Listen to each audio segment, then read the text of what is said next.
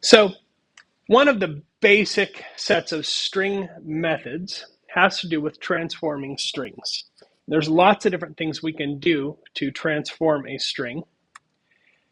And some of the more common string methods are these.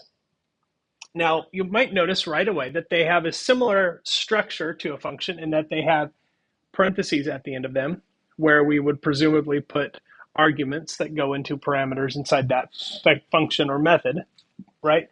But the difference is they start out with this str, and what that str is meant to symbolize is a string variable. So we have a string variable dot upper. Now, I'm presuming, perhaps incorrectly, that you probably can guess what str.upper does. What do you think? Anybody want to take a guess? Yes. Close. It actually makes the string uppercase. It transforms all the letters in the string to uppercase. So the way that would work is if I have this, all lowercase Bill, like this, and I say str name dot upper. Now, will this program do anything? Not visibly, because I haven't told it to do anything. This is a return type function or method. It returns this. It doesn't actually change this, but I haven't told it to print anything. I haven't told it to do anything. So this won't do anything visible. I've declared a variable and I said, let's put it through the method that changes it to upper.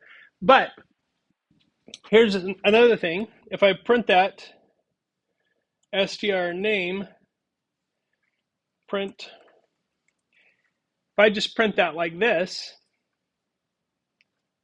notice str name is still lowercase.